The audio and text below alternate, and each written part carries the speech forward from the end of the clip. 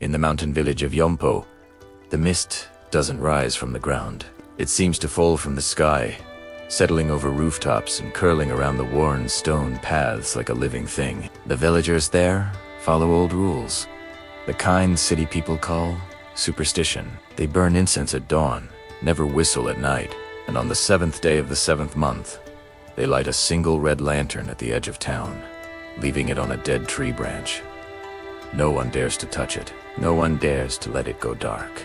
They say if the lantern ever goes out, someone who has already died will find their way home. One autumn, a young photographer named Lin came from the city, chasing authentic rural culture for a project.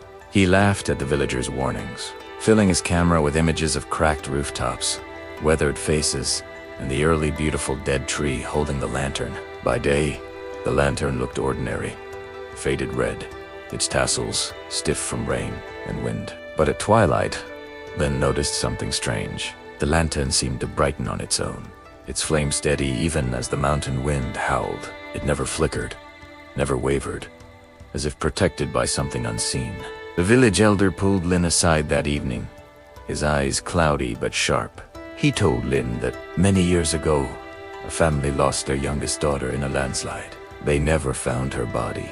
The mother, driven half-mad with grief, hung a lantern on the dead tree and whispered to it every night, asking her child to come home. On the 7th day of the 7th month, they heard small, wet footsteps in the courtyard and mud sliding across the stone floor. The door creaked open by itself.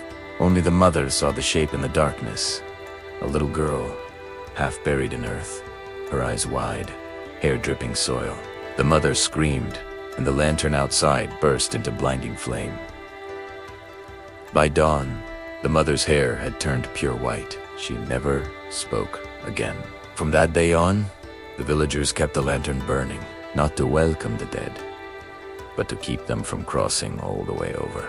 Lin listened, but his curiosity outweighed his fear. That night, long after everyone had gone inside, he walked alone to the dead tree with his camera. The lantern glowed a deep, pulsing red, brighter than any normal flame. He raised his camera and snapped a photo.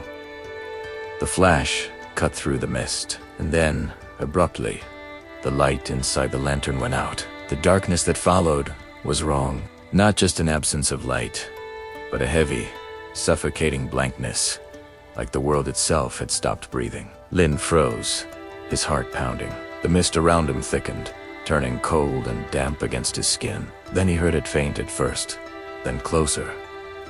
Footsteps, small, dragging. He turned slowly. In the distance, he saw a shape emerging from the fog, no taller than a child, its body hunched and jerky. The smell of wet earth hit him, metallic and stale.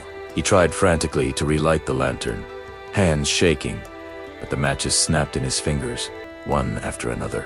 The shape drew closer, and he realized he could hear something else soft, wet soil dropping from small hands, pattering onto the stones. Lin ran.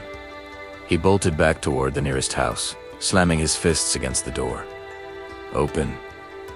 Please. Open." Shouted. The lights inside dimmed, one by one, and the blinds snapped shut without a word. The villagers knew what had happened. He felt the air turned colder, like something was breathing just behind him. Slowly, he turned his head. A little girl stood there. Her hair hung in tangled, mud-caked strands. Her skin was gray, cracked where dried earth had fused to it. Her eyes were wide and clouded, but locked on his with desperate intensity. She opened her mouth as if to speak, but only soil poured out clumps of dirt, tiny pebbles, bits of dead root.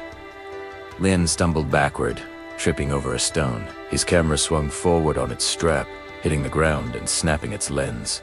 The girl moved in short, shuddering steps, reaching out to him. Her fingers left smears of wet soil wherever they passed. He tried to crawl away, but something cold wrapped around his ankle like a small hand made of mud and bone. He looked down and saw another hand, pushing up through the cracks in the stones. Then another. And another. The ground itself seemed to be pulling him down, clutching at him with the grasping fingers of those who never found their way home. He screamed, but the village stayed silent. The last thing he saw before his head struck the stone was the dead tree in the distance. The lantern, which had been dark just moments before, flared to life once more. Its flame burned with a sickly, greenish hue, casting long shadows that didn't match his movements. The next morning, the villagers found Lin's camera resting neatly at the base of the dead tree. The lantern glowed bright and steady. The elder picked up the camera with trembling hands and scrolled to the last photo. It showed the tree and the lantern exactly as they stood, but in the background, half visible through the mist, was a figure kneeling on the ground, sinking into the stones. His eyes were wide. His mouth was open in a silent scream, and behind him stood a little girl, dripping mud, her hand reaching for his shoulder, her face twisted in something like relief. That night, the villagers lit extra incense and whispered hurried prayers. The lantern burned stronger than ever, a beacon in the endless mist. And now, they say, if you look closely at the flame on the 7th night of the 7th month, you'll see more than one shadow inside. You'll see a city boy, closed not of this place, his eyes pleading, right behind the little girl, waiting for someone else foolish enough to put that light out. Mindworks Media, where mystery meets reality. If this story stayed with you, follow and subscribe for the next one.